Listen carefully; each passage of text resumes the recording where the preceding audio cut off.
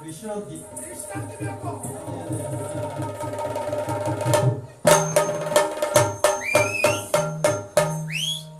ಅಲ್ಲಲ್ಲಿ ರಾತ್ರಿ ತಿರುಗಾಡು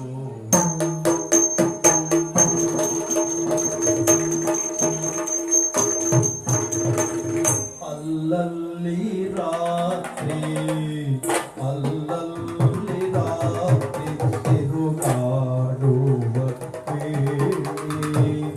ಅಲ್ಲಲ್ಲಿ ರಾತ್ರಿ ಅಲ್ಲಲ್ಲಿ ರಾತ್ರಿ ತಿರುಗಾಡುವ ವೇಳೆ ತಿರುಗಾಡುವ ವೇಳೆ ಅಲ್ಲಲ್ಲಿ ರಾತ್ರಿ ಅಲ್ಲಲ್ಲಿ ರಾತ್ರಿ ತಿರುಗಾಡುವ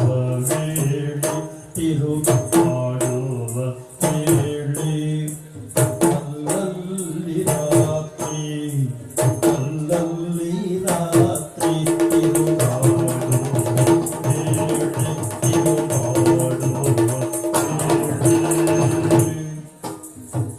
ಅಲ್ಲಲ್ಲಿ ರಾತ್ರಿ ತಿರುಗಾಡುವ ವೇಳೆ ಅಲ್ಲಲ್ಲಿ ರಾತ್ರಿ ಅಲ್ಲಲ್ಲಿ ರಾತ್ರಿ ತಿರುಗಾಡುವ ವೇಳೆ ತಿರುಗಾಡುವ ವೇಳೆ ತಿರುಗಾಡುವ ವೇಳೆ ಅಲ್ಲಲ್ಲಿ ರಾತ್ರಿ ತಿರುಗಾಡುವ ವೇಳೆ ತಿರುಗಾಡುವ ವೇಳೆ ತಿರುಗಾಡುವ ವೇಳೆ ಅಲ್ಲಿ ರಂಗಿಣಿ ಎಂಬ ನಾಗವಿ ಬಲ್ಲಿದ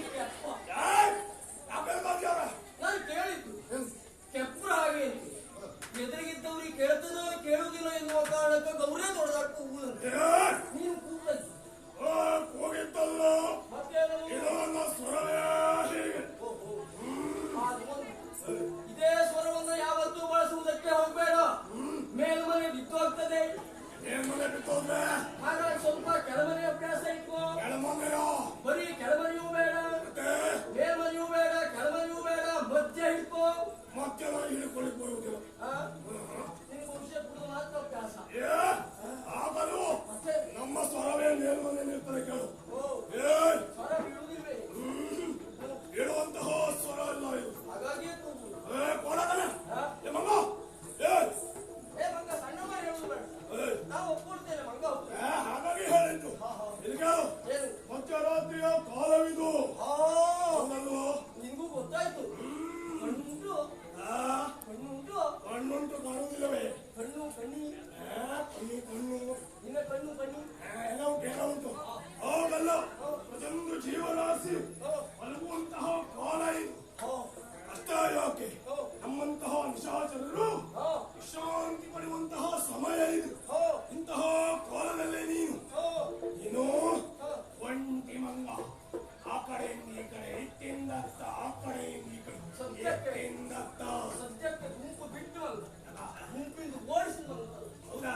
ಕೆಟ್ಟ ಮಗುವೆ, ಕೇಳು, ಬರ್ತಾ ಇದೆಯಲ್ಲ, ನಿನಗೆ ನಿದ್ದೆ ಅಲ್ವೇ? ಆಗ್ತಾ ಇದ್ದೆ ನಿದ್ದೆ ಅಲ್ವೇ? ನನಗೆ ನಿದ್ದೆ ಇಲ್ಲ ಅಂತ ಕೇಳುವ ನಿನಗೆ ನಿದ್ದೆ ಇಲ್ಲ ಏನೇ ನಿನಗೆ, ನೀನು ಭೂತಂಗ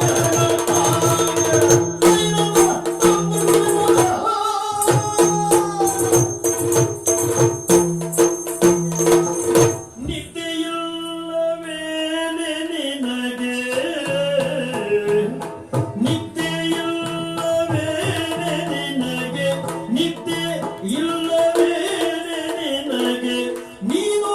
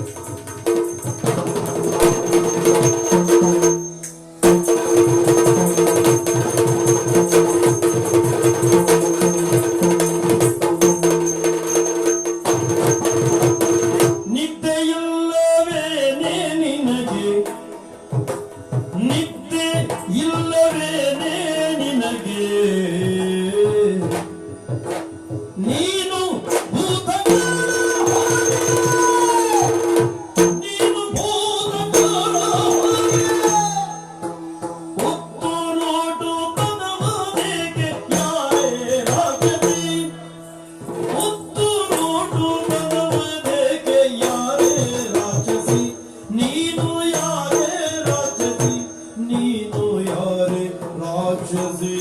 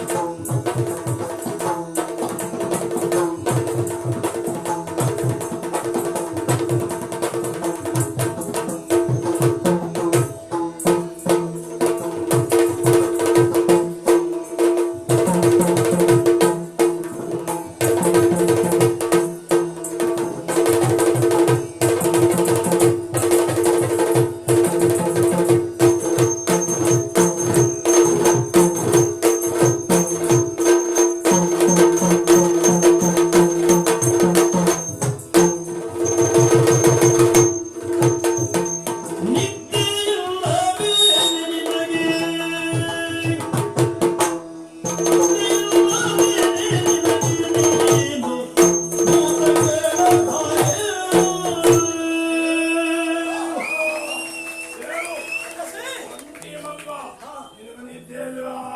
ಒಂಟಿ ಮಂಗ ತಿನ್ಲಿಕ್ಕಾಗ್ತದೆ ಕೂಡ್ಬೇಡ. ಏಯ್ ಯಾಕೆಂದ್ರೆ ನಿಮ್ ಜಾತಿ ಗೊತ್ತಿಲ್ಲ, ಆದ್ರೆ ಮಂಗನ ಮಾಂಸ ಆಹಾರ ಯೋಗ್ಯ ಅಲ್ಲ. ಇದು ಶಾಸ್ತ್ರ. ಓ ನಿಮ್ ಶಾಸ್ತ್ರ ಹೇಗೆ ಗೊತ್ತಿಲ್ಲ? ರಕ್ಕಸಿ ಹೇಳು. ಎಂತ ಮಾತು ಕೇಳಿಕೆ ನಿದ್ದೆ ಇಲ್ಲವೇ? ಯಾವತ್ತು ಮತ್ತೊಬ್ಬರಿಗೆ ಕೇಳುವಾಗ ನಮ್ಮ ಕಾಲ ಬಿಡಕೊಡ್ಬೇಕು. ನನಗೆ ನಿದ್ದೆ ಇಲ್ವಾ ಅಂತ ಕೇಳಿದ್ಯಲ್ಲ.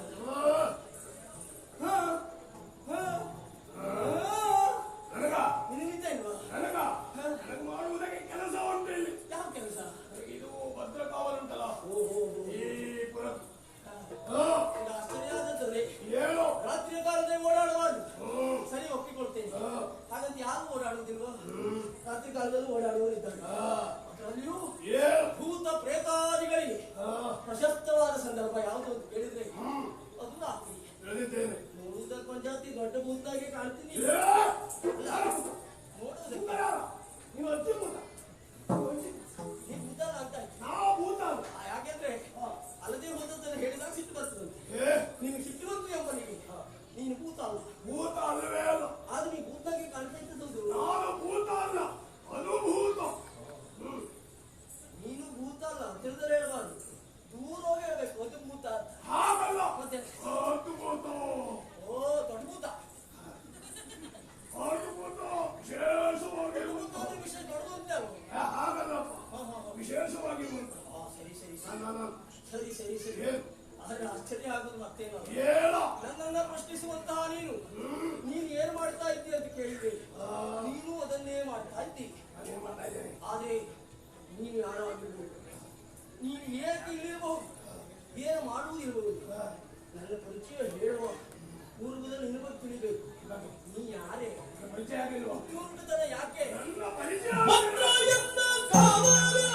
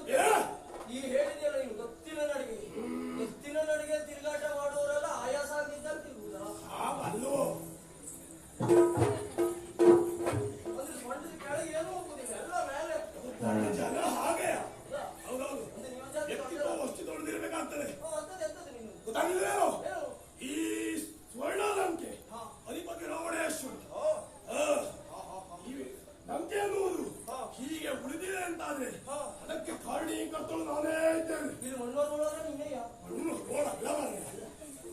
ಲಂಕೆ ಹೀಗೆ ಉಳಿದಿದೆ ಅಂತ ಆದ್ರೆ ನನ್ನಿಂದ ಎದ್ದು ಮಣ್ಣವರು ದುಃಖ ನೋಡುದು. ಅವ್ರು ಯಾರು ಹೀಗೆ ಮಾತಾಡ್ತಾರೆ ನೀವು? ಯಾಕಂದ್ರೆ ನಾನು ನಿಮ್ಮವ ಅಲ್ಲರು. ಏ ನನಗೇನು ಗೊತ್ತಿಲ್ಲ. ಗೊತ್ತಿಲ್ವಲ್ಲ, ತಿಳ್ಕೊಂಡು ಮಾತಾಡು. ಕಲ್ಕಟ್ಟೋಳು ಅದು ಗೊತ್ತವಳು ಎಲ್ಲ ಕಲ್ಕೊಂಡು ಸಹ ಸಂತಾನವಳು. ಮುಚ್ಚಿ ಹಾಕೋಳು. ಏ ಮುಚ್ಚಿಗೆ ಅಲ್ಲವ ನನ್ನ ಕೆಲಸ ಅಲ್ವೋ. ಮತ್ತೆ ಆಯ್ಬೇಡ ಕೊಡ. ಈ ಸ್ವರ್ಣ ಲಂಕೆಯ ಭದ್ರವಾಗಿರುವುದಕ್ಕೆ ಕಾರಣ ನಾನು. ಹೌದಪ್ಪ, ದ್ವಾರಪಾಲಕಿನನು. ನಿಮ್ಮ ಹೆಸರು ದ್ವಾರಪಾಲಕಿ. ನಿನ್ನಂತೂ ದ್ವಾರಪಾಲಕರಾಗಿದ್ರೆ ಬಾಗಿಲು ಬಹಳ ಆಗಲೇಬೇಕು. ಯಾಕಂದ್ರೆ ಸಾಮಾನ್ಯವಾದ ಬಾಗಿಲನ್ನು ನಿನಗೊಬ್ಬಳಿಗೆ ಹೋಗಿ ಬರ್ಲಿಕ್ಕೆ ಬೇಕು. ಅಲ್ವಾ ಮಗ್ನ, ಭದ್ರ ಕಾವಲಿನಲ್ಲಿರುವವಳು ನಾನು. ಲಂಕಿಣಿ ಎಂಬ ಲಂಕಿಣಿ. ಅಯ್ಯ ಯಾವ ಕಿಣಿ? ಯಾವ ಕಿಣಿ? ಅವ್ರಾಂಗಿ ಅಂದ್ರೆ ಹಿಂಗೆ ಹಾಗಾಗಿ ಲಂಕಿಣಿ. ಒಂದು ನೀನು ನೋಡಿದವರೆಲ್ಲ ಕಿಣಿ ಕಿಣಿ ಅಂತ ಹೇಳ್ತಾರೆ. ಲೋ ಎಂಬ ಉಚ್ಚಾರ ಆಗುವುದಿಲ್ಲ, ಕಿಣಿ ಕಿಣಿ ಆಗುವುದು. ಹೌದಾ? ನಿನಗೆ ವಿಚಾರ ಆಗ್ತದೆ. ಲಂಕಿಣಿ ಈಗ ಗೊತ್ತಾಯ್ತು. ಅದು ಲಂಕಿಣಿ ಅಲ್ಲ. ಲಂಕಿಣಿ ಅಲ್ಲ, ಲಂಕಿಣಿ. ಲಂಕಿಣಿ ಅಲ್ಲ, ನೀನು ಲಂಕಿಣಿ. ಹಾಗಲ್ಲೋ ಲಂಕಿಣಿ. ಸರಿ ಹೇಳ್ತಾರೆ. ಲಂಕಿಣಿ. ಲಂಕಿಣಿ ಅಲ್ಲ, ಲಂಕಿಣಿ. ಬೇಡವಾ? ಲಂಕಿಣಿ ಲಂಕಿಣಿ. ಲಂಕಿಣಿ. ಹಾ ಏ ಹಾ. ಏನ ನಿನ್ನದು? ನಿನ್ನನ್ನು ನೋಡಿದರೆ ಹಾ. ಒಬ್ಬಂಟಿಯಾಗಿದ್ದೀಯ. ಹೌದು. ನಿನ್ನ ನಡಿಗೆ ತುಡಿಗೆಲ್ಲ ನೋಡಿದರೆ ಕಳ್ಳನಂಗೆ ಕಾಣ್ತಾ ಇದ್ದೀಯ. ಹೌದಪ್ಪ, ಕಳ್ಳನಂಗೆ ಬರ್ತಾ ಇದ್ದೀಯ. ಏನು ಕಳ್ಳತನ ಮಾಡುವುದಕ್ಕೆ ಬಂದೀಯ? ನೀನು ಕಳ್ಳನೇ? ಕಳ್ಳನಲ್ಲ ಕಾಣೆ ನಾನು, ಜಾಣೆ ರಾಕ್ಷಸಿಗೆ ನೀನು.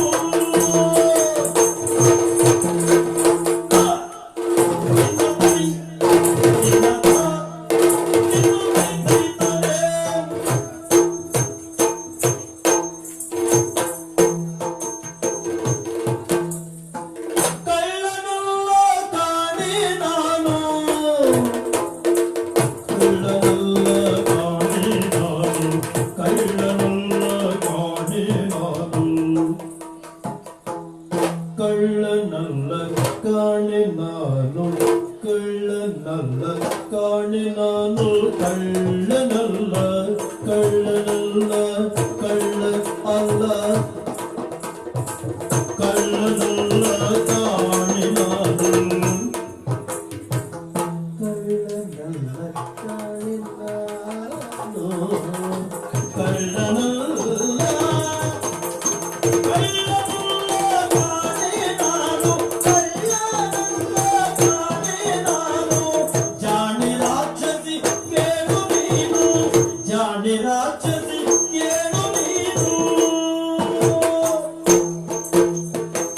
ಒಳ್ಳೆ ವಾಯು ಪುತ್ರ ಹನುಮ ಎನ್ನ ಬೆಸರು, ಒಳ್ಳೆ ವಾಯುಪುತ್ರ ವಾಯುಪುತ್ರ ವಾಯುಪುತ್ರ ಹನುಮ, ವಾಯುಪುತ್ರ ಹನುಮ ಎನ್ನ ಬೆಸರು, ಕೇಳಿ ಎನ್ನ ಬೆಸರು.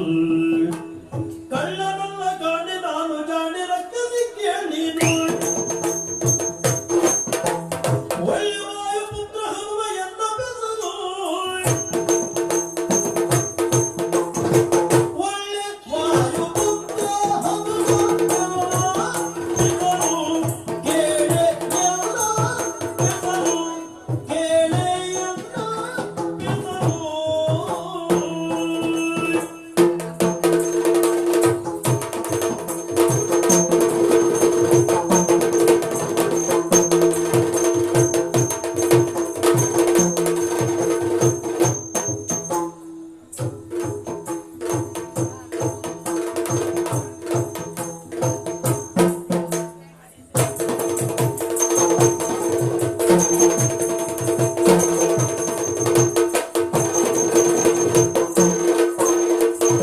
ಕಳ್ಳನಲ್ಲ ಕಾಣೆ ನಾನು, ಜಾಣೆ ರಾಕ್ಷಸಿ ಕೇಳು ನೀನು, ಜಾಣೆ ರಾಕ್ಷಸಿ ಕೇಳು ನೀನು, ಒಳ್ಳೆ ವಾಯುಪುತ್ರ ಹನುಮ, ಒಳ್ಳೆ ವಾಯುಪುತ್ರ ವಾಯುಪುತ್ರ, ಒಳ್ಳೆ ವಾಯುಪುತ್ರ ಹನುಮ, ವಾಯುಪುತ್ರ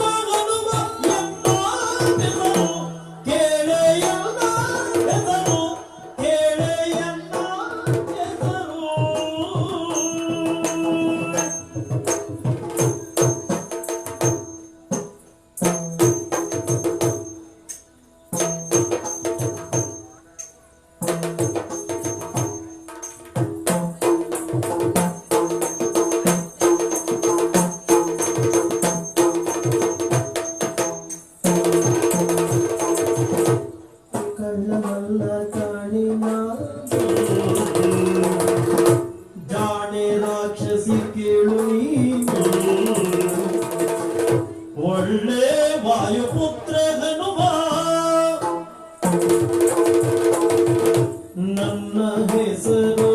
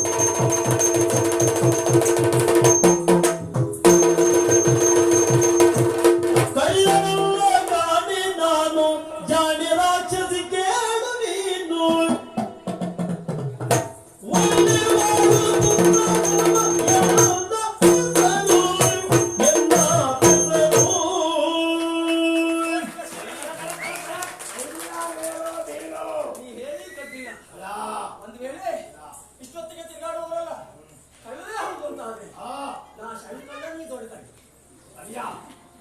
ಏನ್ ಮಾತಾಡ್ತಾ ಇದ್ದೀಯಾ ನೀನು? ಯಾಕೆಂದ್ರೆ ರಾತ್ರಿ ಕಾಲದಲ್ಲಿ ತಿರುಗಾಡುವಿಕೆ ಕಳ್ಳತನಕ್ಕೆ ಮಾನದಂಡ ಅಂತಾದ್ರೆ ನೀನು ಓದೇ ಅಲ್ವಾ?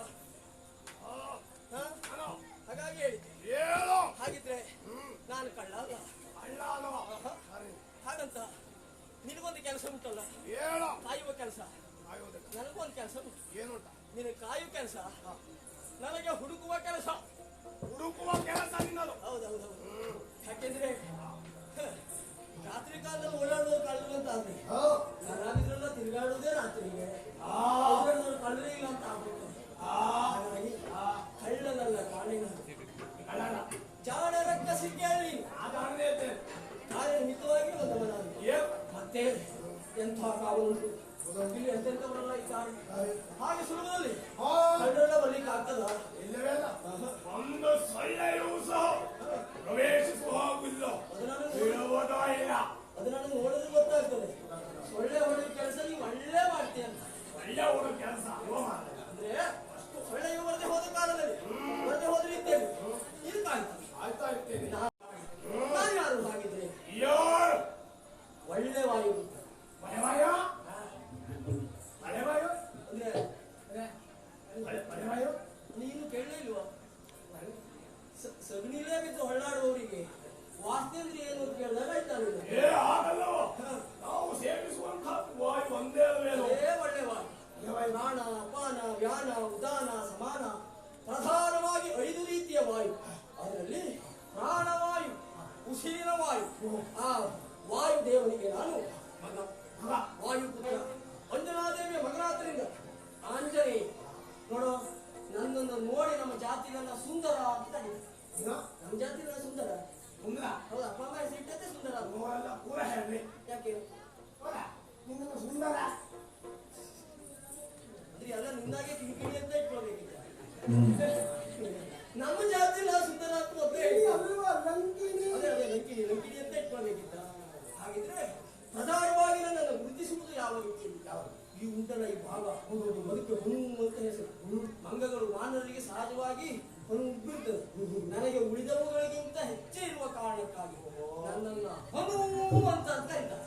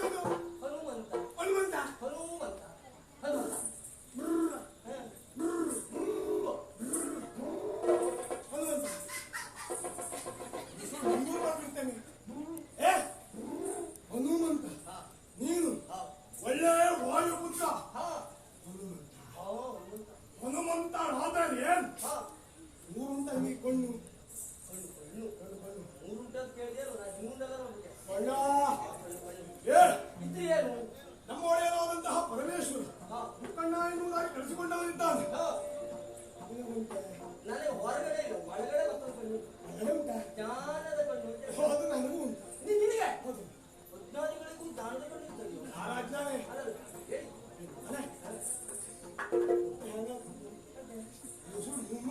ಹಾ. ಏ ಗೊತ್ತಾಯ್ತು. ನನ್ನಲ್ಲೂ ಉಂಟು. ಬಹುಶಃ ನಿನ್ನನ್ನು ಯಾರೋ ಹಾಗೆ ಮಾಡಿದ ಇಷ್ಟ ಕಾರಣಕ್ಕಾಗಿ ನೀ ಹೀಗೆ. ಪ್ರತಿಯೊಂದು ಜೀವಿಗಳಿಗೂ ಉಂಟು, ಗೊತ್ತಾಯ್ತಲ್ಲ? ಸರಿ ಸರಿ ಸರಿ. ನಮ್ಮ ತೆಂಗಿನಕಾಯಿಗೂ ಉಂಟು ನಿಮ್ಮಲ್ಲಿ. ಓ ಮಾರಾಯ. ಹಾಗಲ್ಲವ, ಹಾ. 3 ನೇತ್ರ ಹಾ. ಉಂಟು ನಮ್ಮ ಪರಮೇಶ್ವರನಿಗೆ. ಆ ಪರಮೇಶ್ವರ ಬಂದ ಅಂತ ನೀವು ಗಮನಿಸ್ತೀವಿ. ಕಣ್ಣು, ನೇತ್ರ ನೇತ್ರ ನೇತ್ರ ನೇತ್ರ ತ್ರಿನೇತ್ರ. ಅದೇ 3 ಕಣ್ಣು. ನಾಮ ಹಾಕುದಲ್ಲ. ಏ ಹಾ. ಅವನಿಗುಂಟು. ಹಾ. ಒಳ್ಳೆಯ ರೀತಿಯಿಂದ ಹಾ. ಇಷ್ಟೊತ್ತು ಮಾತಾಡಿಸಿದ್ದೇ ತಪ್ಪು. ಹಾ. ಹೋದ ಸರಿ ಎಲ್ಲ ಪದ ನೋಡುವುದಿಲ್ಲ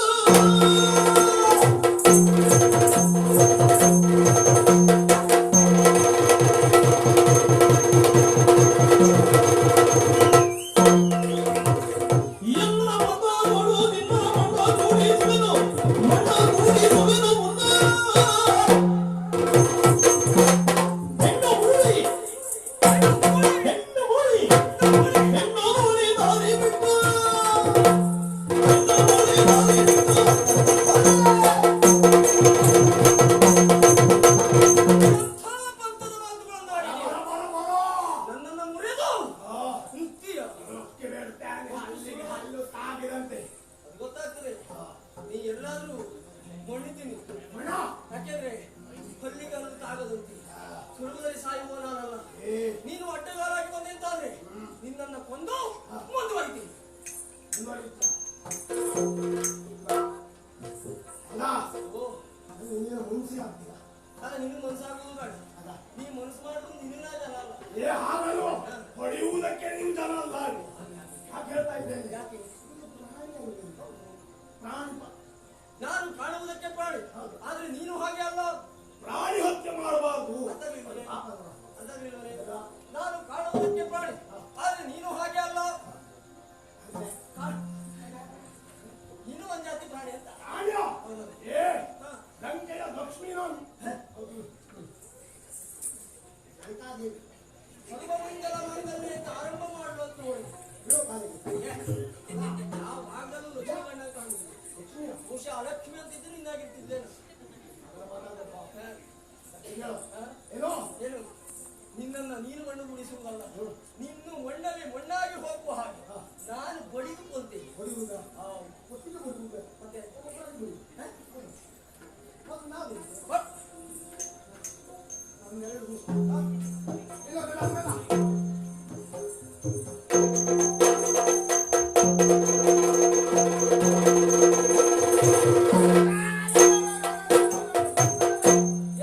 ಎಷ್ಟೊತ್ತಿಗೆ ಹೊಡೆಯ? ಎಷ್ಟೊತ್ತಿಗೆ ಹೊಡೆಯ? ಯಾಕ ಸಂತತ? ಅಲ್ಲ, ಎಷ್ಟೊತ್ತಿಗೆ ಹೊಡೆಯ? ಎಲ್ಲ ಹೊಡೆ.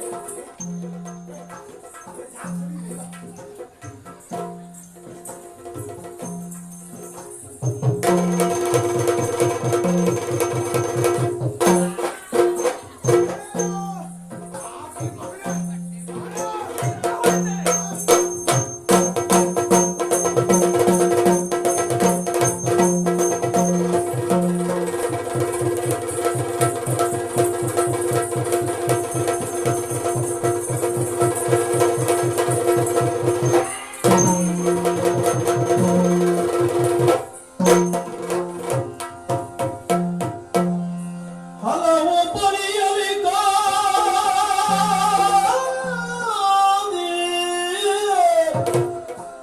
ಹಲವು ಪರಿಯಲಿ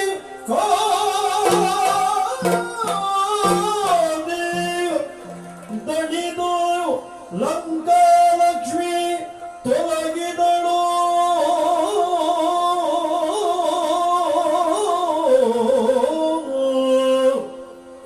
ಹಲವು ಪರಿಯಲಿ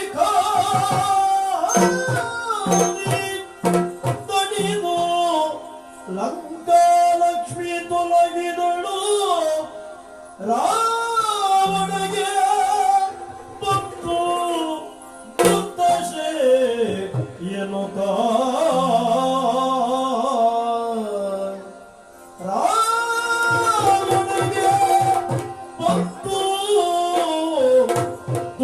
ಭಾಷೆ ಎನ್ನುತ್ತ ಆ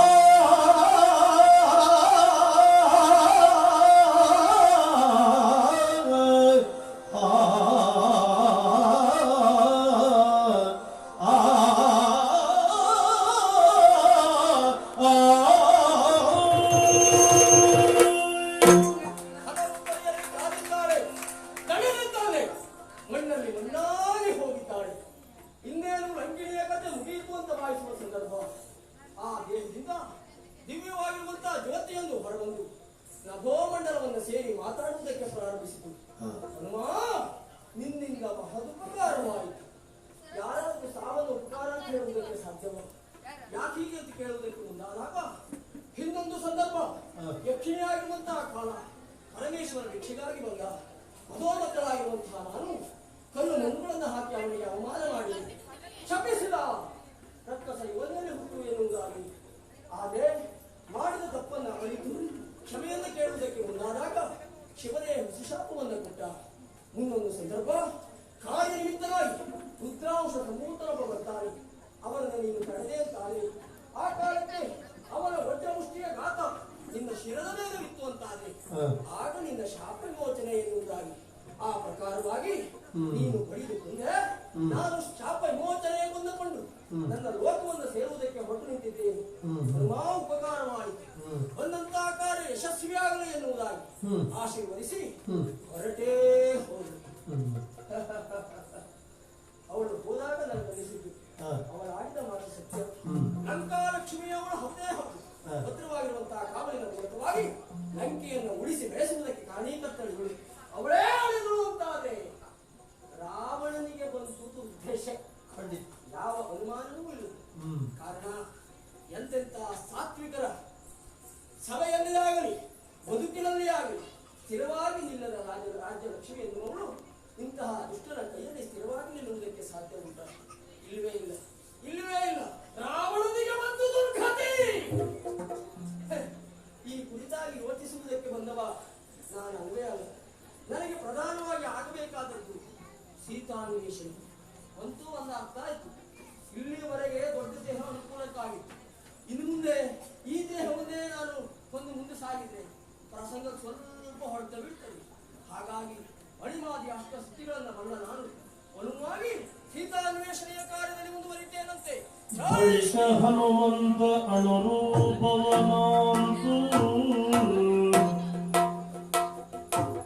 ಬಂದಲ್ಲಿ ಸುಳಿದಾಡಿ ಹುಡುಕುತ್ತಿರಲು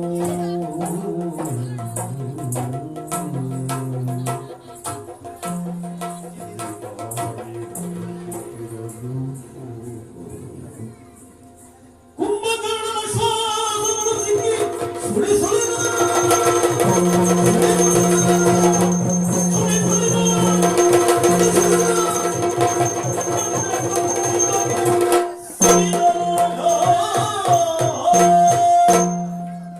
ಏನು ಆಶ್ಚರ್ಯ! ದೊಡ್ಡಾದ್ರೂ ಕಷ್ಟ, ಸಣ್ಣಾದ್ರೂ ಕಷ್ಟ. ಅಳುವಾಗಿ ಹೊರಟು ಬಂದಂತಹ ನಾನು ಹುಡುಕುವಂತಹ ಗಾಳಿ, ಅದೆಂತಹ ಗಾಳಿ ಚಂಡಮಾರುತ ಅನ್ನಿಸುವ ಹಾಗೆ ನನ್ನನ್ನು ಮನ ಸೆಳೆಯಿತು. ನೋಡುವ ಹಾಗೆ ಒಂದು ಭಯತ ನನ್ನನ್ನು ಸೆಳೆದೋಯಿತು. ಒಳಗೆ ಹೋಗಿ ನೋಡ್ತೇನೆ, ಎಲ್ಲೆಲ್ಲೂ ಹುಲ್ಲು, ಎಲ್ಲೆಲ್ಲೂ ಹುಲ್ಲು. ಹೌದು, ಏನೇ ಆಗಲಿ ಹೇಗೆ ಹೊರಬರುವುದು ಅಂತ ಯೋಚಿಸುವ ಕಾಲ ಬಿಸಿಲಾದ ಗಾಳಿ ನನ್ನನ್ನು ಹೊರಮುಟ್ಟಿತು. ಬಂದು ಹೊತ್ತು ಒಂದರ ಕಂಬಕ್ಕೆ ಬಡಿದಾಳೆ. ಆ ಕ್ಷಣವೇ ಬೃಹತ್ತಾಗಿ ಬೆಳೆದು ನಿಂತೆ. ಯಾಕೆ ಹೀಗಾಯಿತು? ಎಂತ ಗಾಳಿ ಇದು? ಗಾಳಿ ಅಲ್ಲ, ಇದು ಉಸಿರು. ಯಾವ ಗುಹೆಯೂ ಅಲ್ಲ, ಒಬ್ಬ ವ್ಯಕ್ತಿಯ ಮೂಗಿನ ಹೊಳ್ಳೆ. ಅದು ಹುಲ್ಲುಗಾವಲಲ್ಲ, ಮೂಗಿನ ಹೊಳ್ಳೆಯಲ್ಲಿರುವಂತಹ ರೋಮ ರಾಶಿ. ತೊಂದರೆ ಇಲ್ಲ ಅಲ್ವಾ?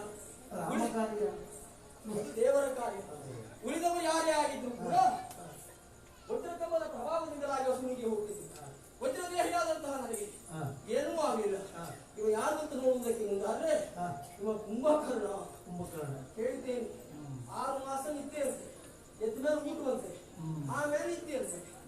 ಇಲ್ಲಿ ಅಂತ ಹುಡುಕುವುದು ಸ್ವಾಮಿ. ಸೀತಾಪಹಾರ ಒಂದು ಇಲ್ಲಿ ಹುಡುಕುವ ಅನಿವಾರ್ಯತೆ ಇಲ್ಲ. ಹೀಗೆ ರಾಮ ರಾಮ ರಾಮ ಎಂಬುದಾಗಿ ಬಡಿಸುತ್ತಾ ಮುಂದೆ ಸಾಕ್ತೇನೆ ಮುಂದೆ ಸಾಕ್ತೇನೆ.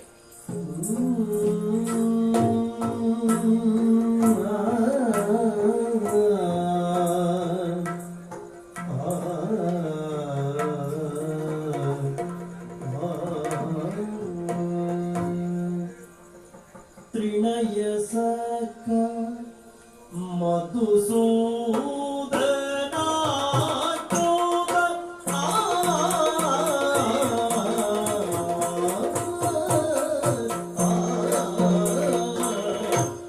ತ್ರಿನಯ ಸಖ ತ್ರಿನಯ ಸಖ ಮಧುಸೂದನ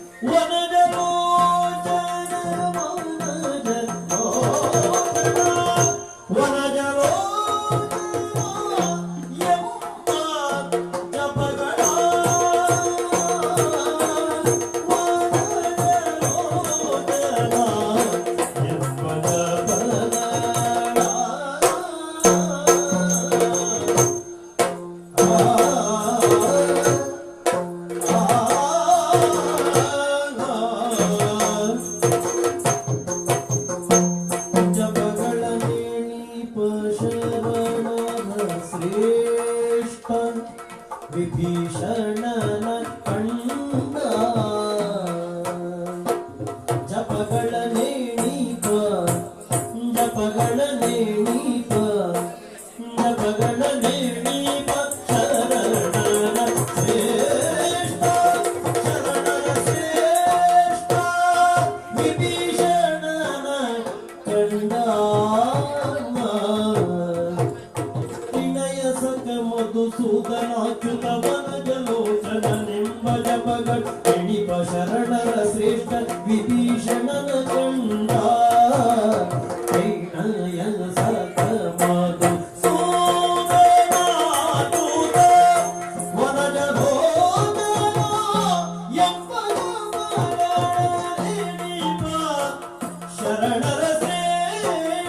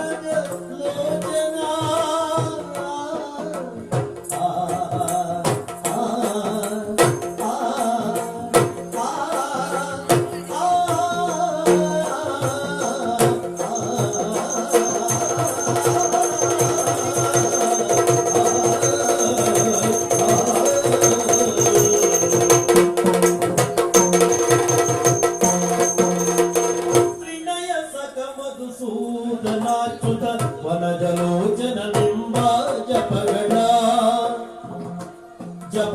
ನೆನಿಪ ಶರಣರ ಶ್ರೇಷ್ಠ ವಿಭೀಷಣನ ಕಂಡ ಜಪಗಳ ನೆನಿಪ ಶರಣರ ಶ್ರೇಷ್ಠ ವಿಭೀಷಣನ ಕಂಡ ಕಂಡ ಕಂಡ ಕಂಡ ರಾಮ ರಾಮ ರಾಮ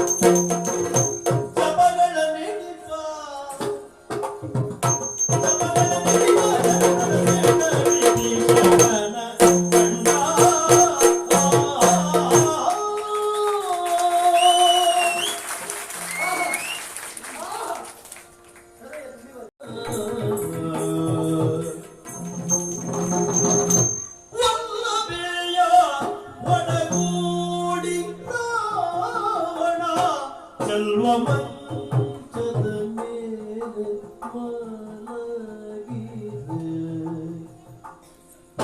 ವಲ್ಲಭೆಯ ಒಡಗೂಡಿ ರಾವಣ ಚೆಲ್ವ ಮಂಚದ ಮೇಲೆ ಮಲಗಿದೆ. ಮಂಚದ ಮೇಲೆ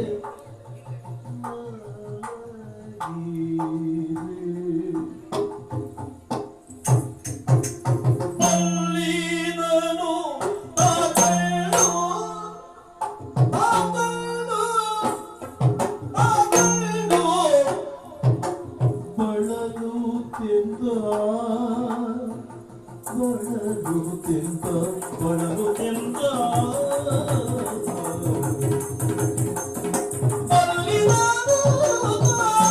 ಕಂಡು ಮನದಲ್ಲಿ ಬಳಲುತ್ತಿದ್ದ ಬಳಲುತ್ತಿದ್ದ ಬಲ್ಲಿದನು ಮನದಲ್ಲಿ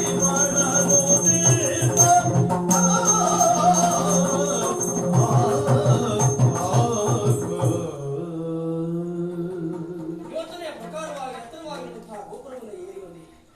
ಒಳಬಂದು ನೋಡ್ತೇನೆ, ಎಂತೆಂಥವರೆಲ್ಲ ಮಲಗಿದ್ದಾರೆ. ಪಾನಮತ್ತರಾಗಿ ತಮ್ಮ ಮೇಲಿನ ಪ್ರಜ್ಞೆ ಇಲ್ಲದೆ ಚಲ್ಲಾಪಿಲ್ಲಿಯಾಗಿ ಮಲಗಿದಂತಹ ಗಂಡಸರು ಎಷ್ಟು ಮಂದಿ. ಕೇವಲ ಗಂಡಸರು ಮಾತ್ರ ಅಲ್ಲ, ಹೆಂಗಸರು ಕೂಡ ಪಾನಮತ್ತರಾಗಿ ಬೆತ್ತಲಾಗಿ ಬಿದ್ದಿದ್ದಾರೆ, ಹೊರಡಾಡ್ತಾ ಇದ್ದಾರೆ. ಛೇ ಛೇ ಛೇ ರಾಮ ರಾಮ ರಾಮ ರಾಮ ನೋಡುವುದಕ್ಕೂ ಹೇಸಿಗೆ ಆಗ್ತಾ ಉಂಟು. ಒಬ್ಬನೊಬ್ಬ ಬ್ರಾಹ್ಮಣ ಅಲ್ಲ, ಶ್ರೇಷ್ಠ ಬ್ರಾಹ್ಮಣನಾಗಬೇಕಾದವ ತನ್ನದಾಗಿರುವಂತಹ ಚಾರಿತ್ರ್ಯವನ್ನು ಕಳೆದುಕೊಂಡ್ರೆ ಯಾವ ಮಟ್ಟಕ್ಕೆ ಇಳಿದಾನು ಎನ್ನುವುದಕ್ಕೆ ನಿದರ್ಶನ ರಾವಣನ ಅಂತಃಪುರ. ರಾಮ, ನಾನು ಇಂಥದ್ದನ್ನೆಲ್ಲ ನೋಡಬಹುದೇ ಎನ್ನುವಂತಹ ಪ್ರಶ್ನೆ ನನ್ನ ಅಂತರಂಗದಲ್ಲಿ ಹುಟ್ಟಿತು. ಆ ಕಾಲಕ್ಕೆ ನಾನೇ ಸಮಾಧಾನವನ್ನು ಕಂಡುಕೊಂಡೆ. ಯಾಕೆಂದ್ರೆ ಭಾವಕ್ಕೆ ಬಂಧನವೇ ಹೊರತು ಬಾಯಿಯ ಕಣ್ಣಿಗೆ ಬಂಧನ ಇಲ್ಲವೇ ಇಲ್ಲ.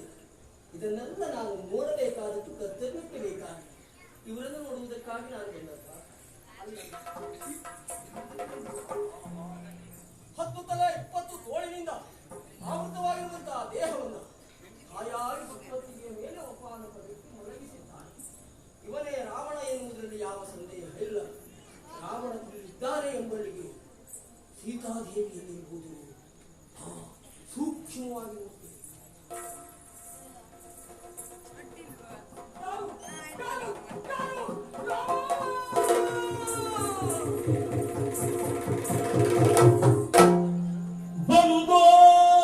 ಬಲುದೋಷ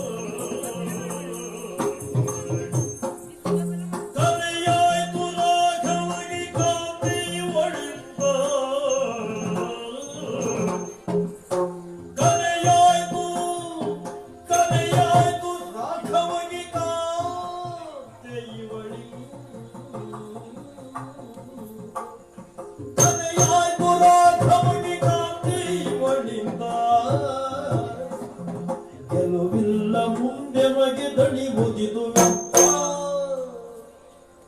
ಗೆಲುವಿಲ್ಲ ಮುಂದೆ ಮಗೆ ದಣಿ ಮುಗಿದು ದಣಿ ಮುಗಿದು ದಣಿ ಮುಗಿದು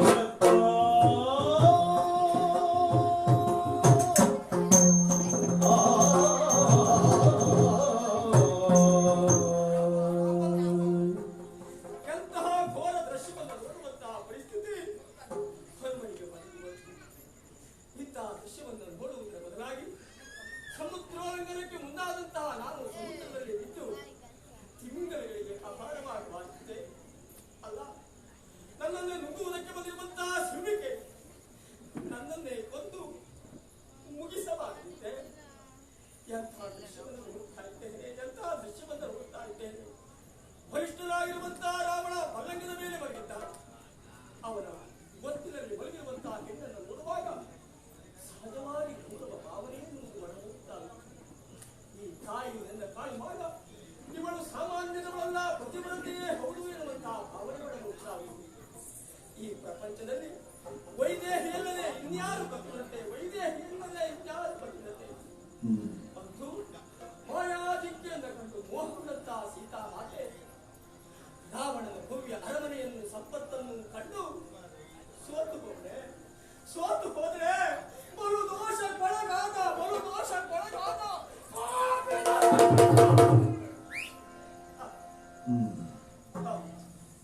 ಕಲೆಗಳಿಂದಲೇ ಕೂಡಿದಂತಹ ಒಂದು ಬಟ್ಟೆಗೆ ಹೊಸದಾದ ಕಲೆ ಮತ್ತೊಂದು ಬಿದ್ದಿರೋದು ವಿಶೇಷ ಅಂತ ಅನಿಸಲಾಗಿದೆ. ಆದರೆ ಶ್ವೇತ ಶುಭ್ರವಾಗಿರುವಂತಹ ವಸನದವೇ ಒಂದು ಪುಷ್ಪ ಕಲೆಯಿತ್ತು ಅಂತಾದ್ರೆ ವಸಗಳಕ್ಕಿಂತಲೂ ಪ್ರಧಾನವಾಗಿ ಕಾಣುವುದು ಕಲೆಯೇ ಅಲ್ಲದೆ. ಶ್ರೀರಾಮಚಂದ್ರನ ಬಡದಿಯಾಗಿರುವಂತಹ ಸೀತಾದೇವಿ ಇವರಿಗೆ ಸೋತತೆ ಸತ್ಯ ಅಂತಾದ್ರೆ ಶ್ವೇತ ಶುಭ್ರವಾಗಿರುವಂತಹ ರಾಮನ ವ್ಯಕ್ತಿತ್ವಕ್ಕೆ ಕಳಂಕವನ್ನು ಹೋಗಲಿಲ್ವೇ ರಾಮ ರಾಮ ರಾಮ. ಅಮ್ಮ ಅಮ್ಮ ಸೀತಾಮಾತೆ, ಎಂಥ ಕಾರ್ಯವನ್ನು ಮಾಡಿಬಿಟ್ರಿ. ಈ ಪ್ರಪಂಚ ನಿಮ್ಮ ಮೇಲೆ ಇಟ್ಟಿರುವಂತಹ ವಿಶ್ವಾಸ ಬಹಳ ದೊಡ್ಡದು. ಒಂದು ಸಂದರ್ಭ ಅನಸೂಯಾದೇವಿಯ ಭೂಷಣಗಳನ್ನು ನಿಮಗೆ ಕೊಟ್ಟು ಅನುಗ್ರಹಿಸಿದ್ದರಂತೆ. ಕಾರಣ ನೀವೋರ್ವಳು ವರಪತಿವ್ರತೆ ಎನ್ನುವ ಕಾರಣಕ್ಕಾಗಿ ಪ್ರಪಂಚ ಇಟ್ಟ ನಂಬಿಕೆ, ಅನಸೂಯಾದೇವಿ ಇಟ್ಟಂತಹ ನಂಬಿಕೆ, ಶ್ರೀರಾಮಚಂದ್ರ ಇಟ್ಟಂತಹ ನಂಬಿಕೆ ಬಣ್ಣಲ್ಲಿ ಬಣ್ಣಾಗಿ ಹೋಯಿತು. ಗೆಲುವಿಲ್ಲ ನಿಮಗೆ ತಡೆಯುವುದಿದು ವ್ಯರ್ಥ ವ್ಯರ್ಥ ವ್ಯರ್ಥ.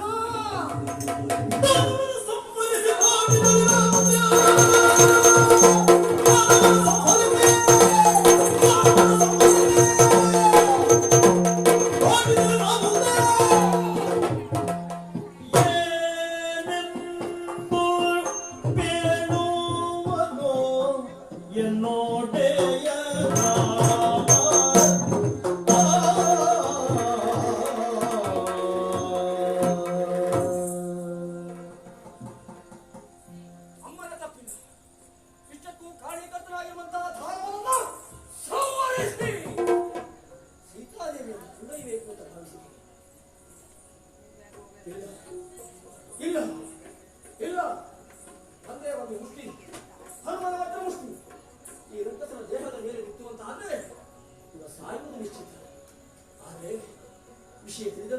ರಾಮಚಂದ್ರ, ಹನುಮ, ಇನ್ನ ರಾಮನಿಗೆ ಗಂಡಸು ಸಲ ಸತ್ತೋಗಿಬಿಟ್ಟು ಅಂತ ಭಾವಿಸಿದ್ದೇನು ಅಂತ ಕೇಳಿದ್ರೆ ನನ್ನಲ್ಲಿ ಉತ್ತರಿರುವಲ್ಲ.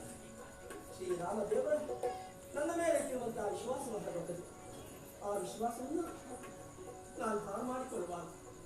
ಆದರೆ ಸೀತಾ ಅನ್ವೇಷಣೆಯ ಹಾಳಾಗಿಕೊಂಡು ರಾಮ ರಾಮ ರಾಮ ರಾಮ ತರಹರಿಸಿ ಮನದೊಳಗೆ ತನ್ನೊಡನೆ ರಾಮ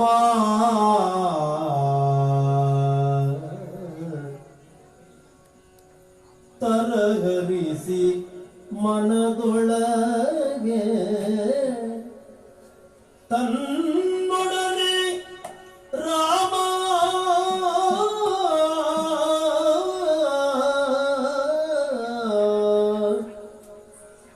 ಕುರುಹುಗಳ ಭೇದುದನು ಕಂಡು ನಿಸ್ಸೀಮ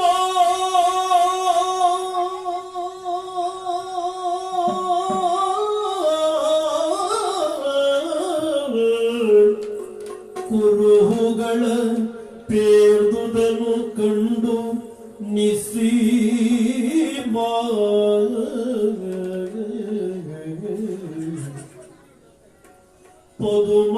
ಪದುಮರೇಖೆಗಳಿಲ್ಲ ಪಾದದಲ್ಲಿ ಮುಂದೆ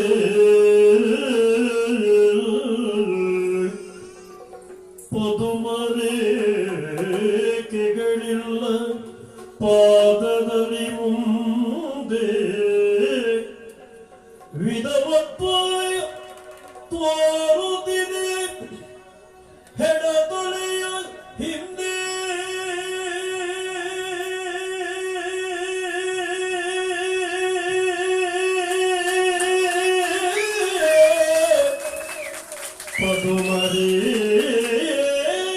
ಪದುಮರೇಖೆಗಳಿಲ್ಲ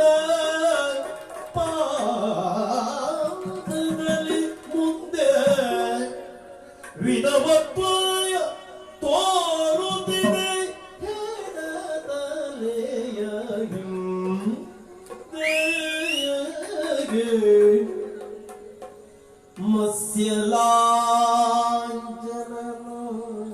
ಮತ್ಸ್ಯಲಾಂಜನನೋಡಿ ಬಲ ತೊಡೆಯುಳ್ ಇಲ್ಲ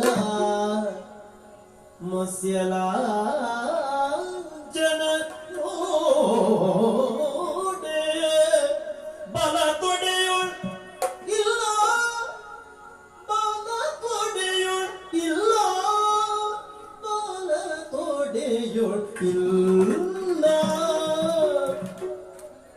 ಅಚ್ಯುತನ ಸತಿಗಿವಳು ಸರ್ವಥ ಅಲ್ಲ ಅಚ್ಯುತನ ಸತಿಗಿವಳು ಸರ್ವಥ ಅಲ್ಲ ಅಲ್ಲ ಅಲ್ಲ ಇವಳು ಜಾನಕಿ ಅಲ್ಲ ಎಂದು ನಿಶ್ಚಯಿಸಿ ಇವಳು ಜಾನಕಿ ಅಲ್ಲ ಇವಳು ಜಾನಕಿ ಅಲ್ಲ ಇವಳು ಜಾನಕಿ ಅಲ್ಲ ಎಂದು ನಿಶ್ಚಯಿಸಿ ತವಕದಲ್ಲಿ ಪೊರಬಳ್ಟ ಭೂಸುತೆಯ ನರಸಿ ಭೂಸುತೆಯ ಅರಸಿ ಭೂಸುತೆಯ ಅರಸಿ ಆ ಆ ಆ ಆ ಆ ಆ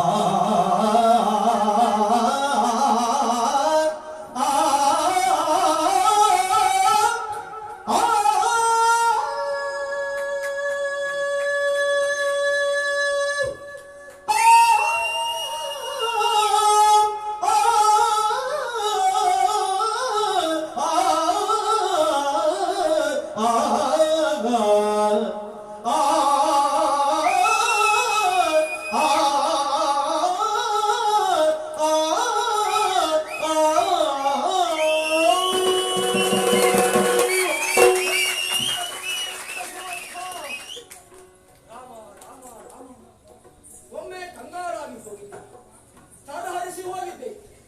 ಮುಂದೇನು ಮಾಡುವುದೆನ್ನುವುದನ್ನು ಅರಿಯದಾದರೆ ಗೆಲುವಿಲ್ಲ ಅಂತ ಭಾವಿಸಿದೆ. ಆದರೆ ಅಪರಿಚಿತ ಸ್ಥಳದಲ್ಲಿ ಅಪರಿಚಿತೆಯಾಗಿರುವಂತಹ ಸೀತಾದೇವಿಯನ್ನು ಗುರುತಿಸುವುದಕ್ಕೆ ಬೇಕಾಗಿ ಕೆಲವು ಕುರುಹುಗಳನ್ನು ರಾಮದೇವರೇ ಆಡಿಕೊಂಡಿದ್ದ. ಆ ಪ್ರಕಾರವಾಗಿ ಅದು ನೆನಪಾಗಿ ಈ ಮಹಾಸಾಧ್ಯವನ್ನು ನೋಡುವುದಕ್ಕೆ ಮುಂದಾದಾಗ ಮಧುಮ ರೇಖೆಗಳಿಂದ ಪಾದದಲ್ಲಿ ವಿಧವತ್ವ ತೋರುತ್ತಿದೆ ಹೆಡತಲೆಯ ಹಿಂದೆ. ಲೋಕ ಮಾತೆ, ಪರಮ ಪವಿತ್ರ ಜನಕ ಜಾತೆ, ಸೀತಾ ಮಾತೆ, ಶ್ರೀಮನ್ನಾರಾಯಣನ ಮಡದಿಯಾಗಿರುವಂತಹ ಇವಳು ಎಂದಾದರೂ ಹೇಗಾದರೂ ವಿಧವೆಯಾಗುವುದಕ್ಕೆ ಸಾಧ್ಯವಿದೆ? ಸಾಧ್ಯ ಇಲ್ಲ, ಸಾಧ್ಯ ಇಲ್ಲ. ಇವಳನ್ನು ಕಂಡಾಗ ನನಗಾಕೆ ಗೌರವ ಭಾವನೆ. ಹೌದು, ಇವಳು ಓರ್ವಳು ಪತಿವ್ರತೆಯೇ ಸತ್ಯ ಕೇಳಿದ್ದೇನೆ. ರಾವಣನ ಮಡದಿ ಮಂಡೋದರಿಯನ್ನು ಓಡಬಳಿದ್ದಾಳಂತೆ. ಮಹಾಪತಿವ್ರತೆಯೇ ಅವಳಂತೆ. ಆ ಮಾತೆಯೇ ಇವಳಾಗಿರುವುದು. ನಿಮ್ಮನ್ನು ನೋಡುವಾಗ ಅಯ್ಯೋ ಪಾಪ ಅಂತ ಅನಿಸ್ತದೆ. ಮುತ್ತೈದೆತರ ಶಾಶ್ವತವಾಗಿರಬೇಕು ಅಂತ ಒಪ್ಪಿಕೊಂಡ ದೇವತೆಗಳಲ್ಲಿ ಬೇಡುವುದು ವ್ಯಕ್ತಿಯಾದವನ ಸಹಜ ಸ್ವಭಾವ, ಹೆಣ್ಣಾದವನ ಲಕ್ಷಣ. ಆದರೆ ಶೀಘ್ರದಲ್ಲಿಯೇ ವಿಧವತ್ವ ಎನ್ನುವುದು ನಿಮಗೆ ಕಾಣಿಸುತ್ತಾ ಉಂಟು. ಕಾರಣ ಭಗವಾನ್ ಭಾಸ್ಕರ ದೇವದಲ್ಲಿ ರಕ್ಷಣ ಶಾಸ್ತ್ರಗಳನ್ನು ಕಲಿತವ ನಾನು. ನಿಮ್ಮನ್ನ ಕಂಡು ಈ ಕಾರ್ಯಕ್ಕೆ ಧರ್ಮ ಒಂದೆರಡು ಕಣ್ಣೀರ ಹನಿಗಳನ್ನು ಹಾಕುವುದೇ ಹೊರತು ಅದಕ್ಕೆ ಹೆಚ್ಚಿನ ಯಾವ ಸಹಾಯವನ್ನೂ ಮಾಡುವ ಹಾಗಿಲ್ವಮ್ಮ. ಹೆಚ್ಚಿನ ಯಾವ ಸಹಾಯವನ್ನೂ ಮಾಡುವ ಹಾಗಿಲ್ಲ. ಅಷ್ಟೇ ಅಲ್ಲ, ಮುಂದುವರೆದು ನೋಡುವುದಕ್ಕೆ ಇಲ್ಲಾದ್ರೆ ಸತ್ಯರಾಂತರ ನೋಡೆ ಬಲ ತೊಡೆಗಳಿಲ್ಲ. ನಮ್ಮಲ್ಲಿಗೆ ಅತ್ಯುತ್ತರ ಸತೈವರು ಶ್ರೀರಾಮನನ್ನು